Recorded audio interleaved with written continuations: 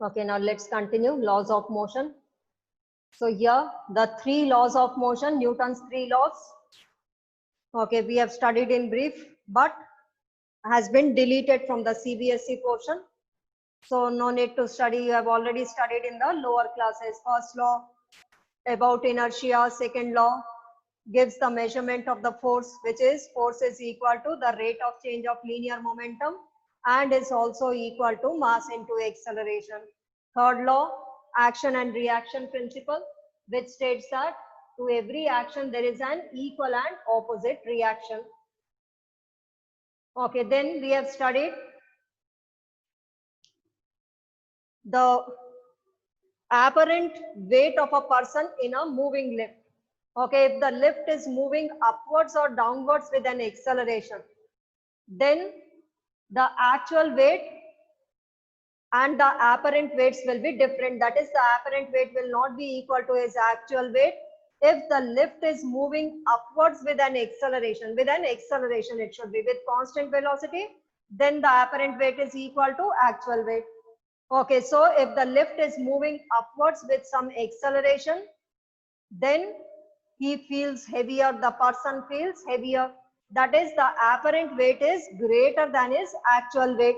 Whereas if the lift is coming downwards with some acceleration, then the apparent weight is less than his actual weight. Okay, and the formula is R is equal to M into G minus A.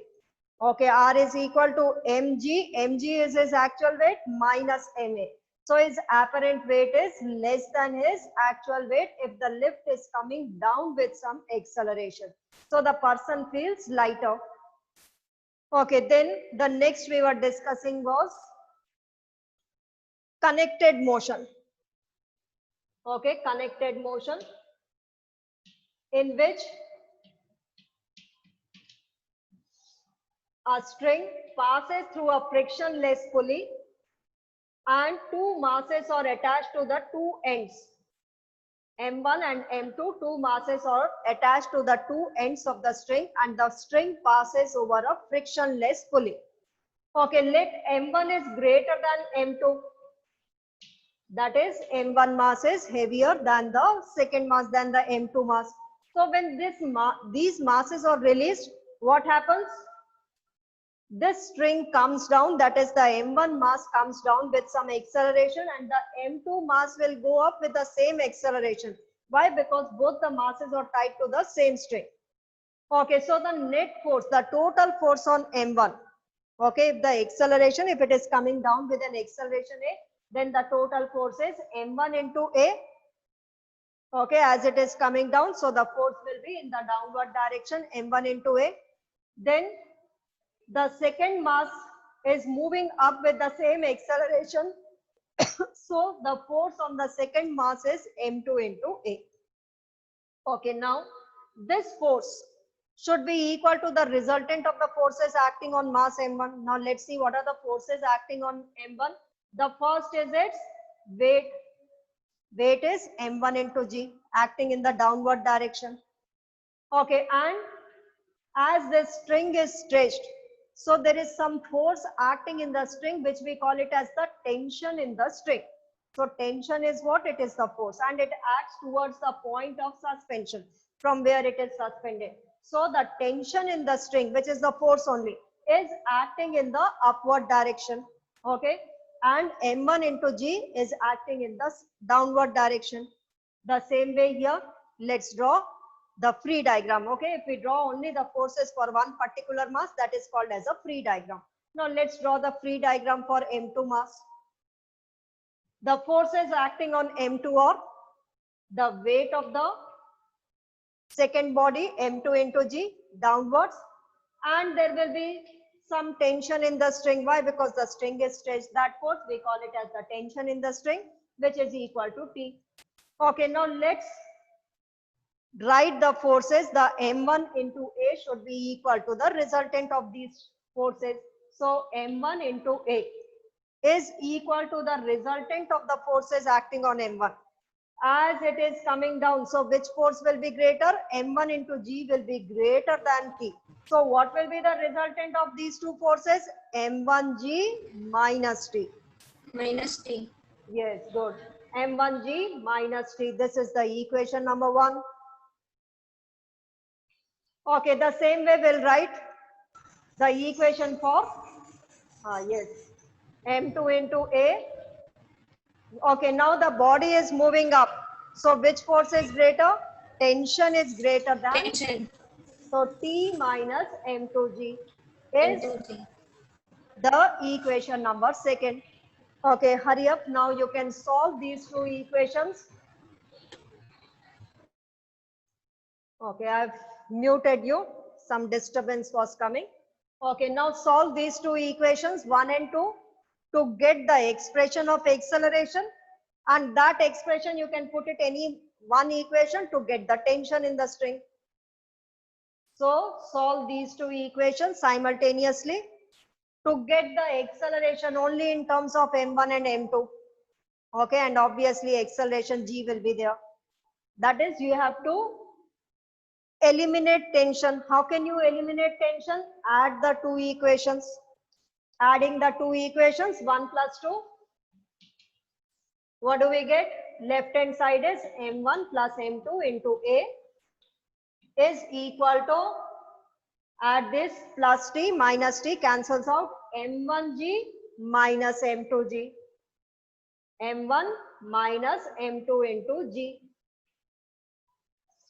Okay, so the acceleration is equal to M1 minus M2 upon M1 plus M2 into G is the expression for the acceleration. Okay, so here we got the acceleration in terms of M1 and M2. So in the numericals, if M1 mass, the masses of both the objects are given, you can find out the acceleration by using this expression. Now let's find out the tension also. Okay, so from here, tension is equal to any one of the equation you can put, you will get the same expression for the tension. Okay, put it in any one equation. From here we see that T is equal to, take this on the other side, M2A plus M2G. So M2A plus M2G. Substitute acceleration. T is equal to M2 into A, here is M1 minus M2 upon M1 plus M2 into G plus M2G. Okay, simplify, take this M2G common, any of, as you wish you can find out. You can take M2G common inside the bracket, M1 minus M2 upon M1 plus M2 plus 1. Okay, take the LCM and simplify it. So here we get T is equal to, taking this M2G common inside the bracket, M1 minus M2 upon M1 plus M2 plus 1. Okay, now take the LCM. Here it would be M1 plus M2.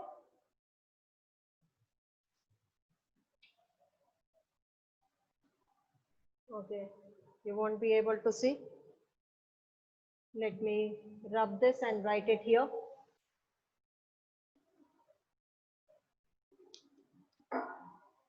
Yes, so T is equal to M2 into G. Take the LCM. LCM is M1 plus M2. Okay, then numerator will be M1 minus M2 plus M1 plus M2. So M2 and M2 plus M2 minus M2, you can cancel out. M1 plus M1, 2M1. So the tension is equal to 2M1 M2G upon M1 plus M2 is the expression for the tension. So here we got the expression for the acceleration and for the tension. Everyone, is it clear? Okay, simple. Okay. So the acceleration is given by this expression and the tension by this expression. Okay, now no need to remember all these formulas. If you get a numerical, you can start from there only. From where we started in the beginning, that is writing these two equations. Then you can simplify those equations and get the acceleration and tension. Because these equations we have written m1 greater than m2. Okay, here we have considered mass m1 is heavier than m2. Then these equations, if m2 is heavier than m1, then the equations will be slightly different. Okay, so in the numericals, you can start from this equations only. The body which is heavier, for that, this will be the equation. The lighter one will move up. Hurry up, note it down.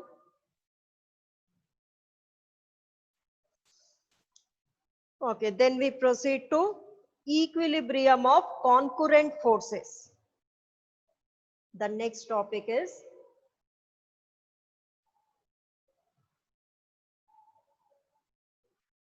okay, after noting down, let me know.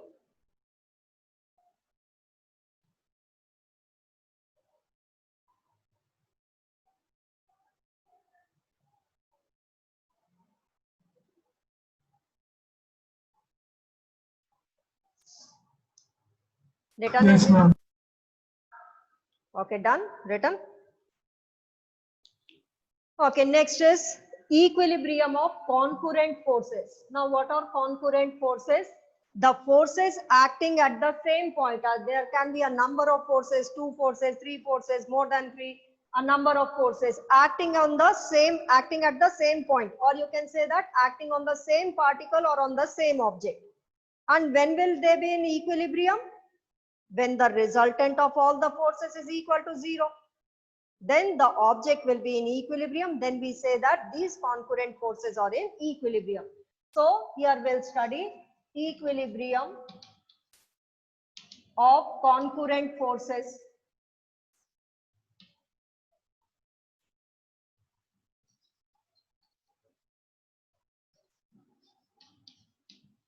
So write down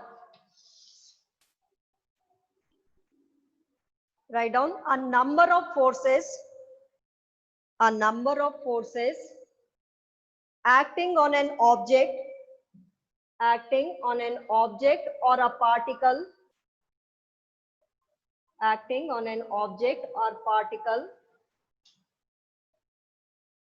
are called as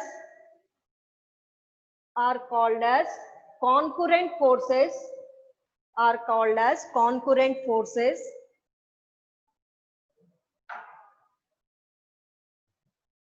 and will be in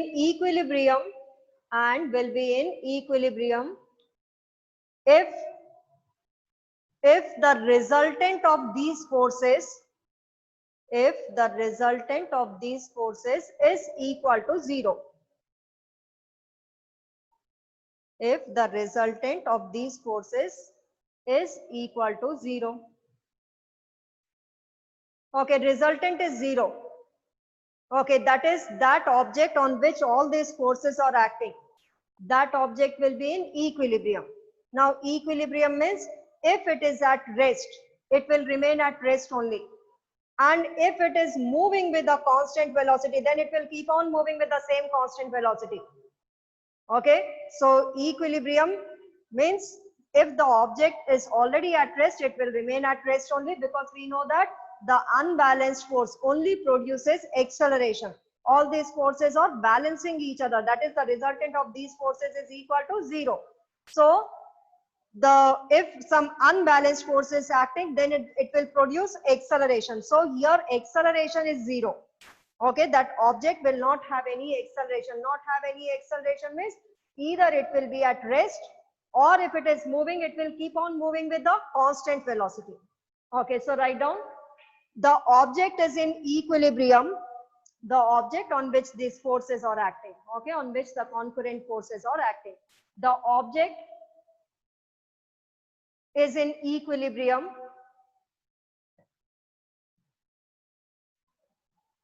that is either it will remain at rest or keeps moving with a constant velocity, or keeps moving with a constant velocity.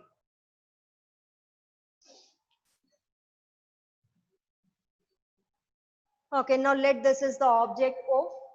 Let us consider that the forces acting on it, or let three forces are acting, F1, F2 and F3.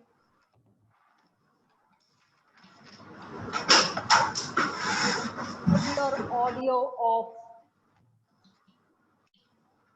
Okay, let three forces are acting, F1, F2 and F3. And if the resultant of these three forces is equal to 0, then this particle or the object O will remain at equilibrium. Okay, when the resultant of these forces is equal to 0, it means F1 vector plus F2 vector plus F3 vector should be equal to 0. Okay, so here you can draw these forces. This is the force F1, same magnitude, same direction. Okay, this is force F1. From the head of the force F1 will join the tail of the force F2. Okay, same magnitude, same direction. So this is F2 force. And from here we'll draw the third force F3. So here you can see that all the three forces are acting along the sides of the triangle taken in the same order. So F1 plus F2 plus F3 is equal to 0. That is, this particle will remain at equilibrium. Equilibrium means no net forces acting on it, because whatever forces were acting, the resultant of those forces is equal to 0. So no net force is acting on this object.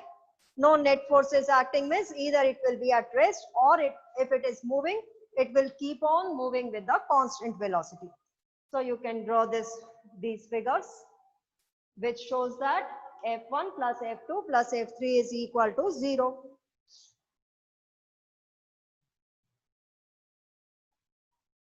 Okay. Now, if the angle opposite to F1 force, if it is alpha, opposite to F2, let it is beta, opposite to F3, let it is gamma. Then F1 upon sine alpha, the magnitude of force F1 upon sine alpha should be equal to F2 upon sine beta, which should be equal to F3 upon sine gamma. Okay, this is Lami's theorem, which you don't have to study. Only then if the resultant of these forces is equal to 0, then F1, the ratio of magnitude of the first force divided by sine of its opposite angle. This ratio will be equal to F2 upon sine beta, which will be also equal to F3 upon sine gamma. Okay, write this equation also. F1 upon sine alpha should be equal to F2 upon sine beta should be equal to F3 upon sine gamma. Okay, then these concurrent forces keep the object or the particle in equilibrium. Why? Because the resultant of all these forces is equal to 0.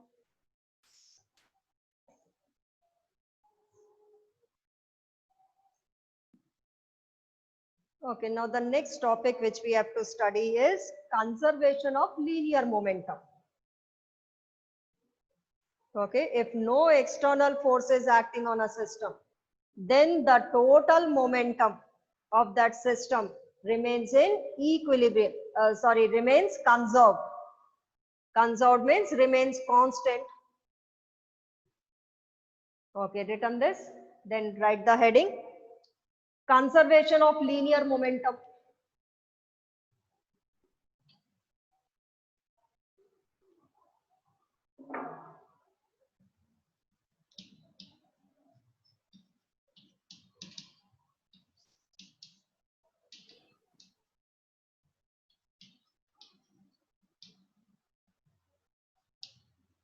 Okay, momentum is mass into velocity, which we represented by P.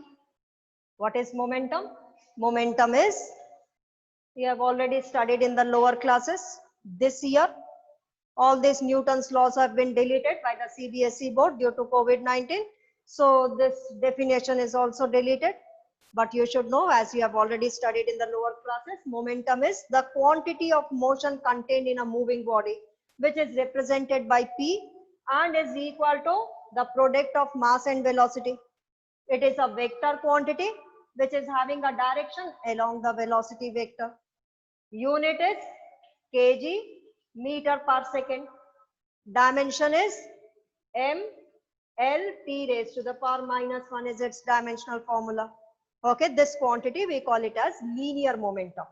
Okay, so whenever the particle is in linear motion, straight line motion, it possesses linear momentum, which is the product of mass and velocity. Okay, and it's a vector quantity. Okay, that is, it has got a direction along the velocity vector. Okay, now here we'll study conservation of linear momentum. That is in an isolated system. Isolated system is there can be a number of bodies in that system and they can exert force on each other. But from outside, a third body, let there are two bodies in this system. Let this is the isolated system in which there are two bodies. They can exert force on each other. But from outside, a third body cannot exert a force on them. Or these bodies cannot exert a force on any other body outside this system. So such a system, we call it as an isolated system. There can be a number of bodies, they can exert force on each other. Okay, but from outside, no external force is acting. Or these bodies are not exerting a force on any other third body, outside body. So such a system, we call it as an isolated system. So in an isolated system, if no external force is acting, no external force means outside body is not exerting a force, then the total momentum of this system remains conserved. Okay, there will be the momentum of the first body, second body, third body. That is, the sum of all the momenta will be equal to 0. So first write the statement. Write down, it states that in an isolated system,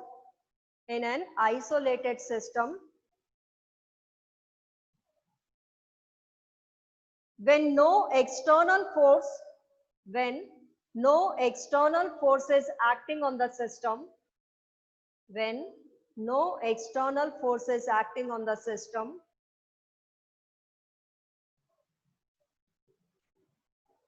then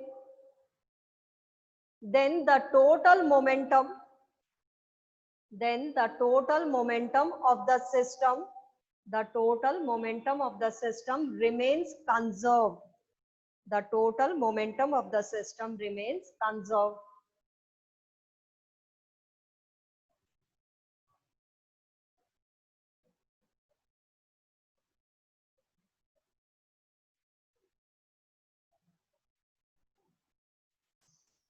Okay, now let us consider a very simple system, an isolated system in which there are only two bodies.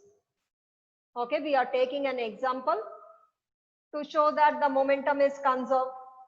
So in a system, there are two bodies and they exert force on each other. Okay, now total momentum remains conserved. Any interaction taking place, the momentum before interaction will be equal to the momentum after interaction. If it is collision between two bodies, the total momentum before collision will be equal to total momentum after collision. Okay, any interaction or a bullet fired from a gun, before firing the momentum will be equal to the momentum after firing. So any interaction, the total momentum before interaction is equal to the total momentum after interaction. Okay, the total momentum is conserved, is constant. What does it mean? That is, the total momentum before interaction will be equal to the momentum after interaction. So there you can write one line. The total momentum before interaction equals to the total momentum after interaction. The total momentum before interaction is equal to total momentum after interaction. Okay, now let's consider few examples. The first example, collision of two bodies. Okay, now let there are two bodies in an isolated system. one having mass m1 moving with a velocity u1 along this direction towards right, collides with another mass m2 moving with a velocity u2. Okay, if u1 is greater than u2, let u1 is greater than u2, just example we are taking. So what happens? This body comes and collides with the second body. So m1 collides with m2, and when they collide, they exert force on each other. The first body exerts a force F1 according to Newton's third law. The second body also exerts a force on the first body, equal magnitude, opposite in direction. Okay, so these forces always occur in pairs. Okay, a single force is not possible in this universe. One force is applied, the second body will exert a force on the other body. So forces always occur in pairs. So this is happening during collision, and after collision, let m1 is moving with a velocity v1 and m2 moves with a velocity v2 along the same straight line. So this is before collision. Okay, this is during collision. They are exerting force on each other, and this figure is showing after collision.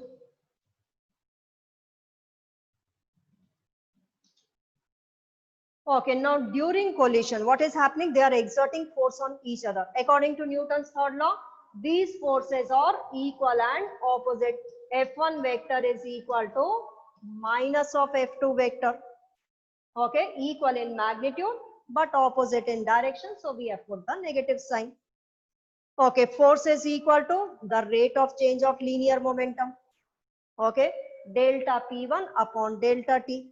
Okay, that is the first body is changing its momentum. By how much it is changing? Let it is delta P1 upon delta T minus F2 the same way. F2 is the rate of change of linear momentum, delta P2 upon delta T. Okay, delta T is the time interval during which they exert force on each other, which you can cancel out. Okay, now delta P1 is the change in the momentum of the first body. The change in the momentum of the first body. That is the final momentum of the first body minus the initial momentum of the first body. Change in momentum of the first body. What is the final momentum of the first body? m1 v1. What is the initial momentum? m1 u1. So what is delta P1? Change in momentum of the first body, which can be written as m1 into v1 minus m1 into u1. This is the change in momentum of the first body, delta P1. Final momentum of the first body minus the initial momentum of the first body. First body, final momentum m1 v1 minus equals to minus of the same way. The change in momentum of the second body is m2 v2 minus m2 u2. Okay, bring the u terms together, one terms together and these two terms together. So what do you get? U1, U2, bring it, the before velocity, the before collision, these velocities, bring it together on one side and these terms together on the other side. Hurry up. Time is running short. So what do you get? M1U minus M1U1 plus M2U2. Bring this M1U1 here. M1U1 plus M2U2. Just bring it on one side. M1U1 plus M2U2. You will get it equal to M1V1 plus M2V2. This is the expression which you will get. This is the total momentum before collision of the two bodies is equal to the total momentum after collision of the two bodies. So conservation of momentum states that these two bodies in an isolated system, no external forces acting. So the total momentum before collision is equal to total momentum after collision. Ma'am, we have to learn the definitions of Newton's law. No, it's not there. No, now CBSE has deleted. So no need to learn. Okay, Okay, whatever ma'am. is there in the course, only do that much. Yes, ma'am. Okay, hurry up, note it down. By the time I'll take your attendance.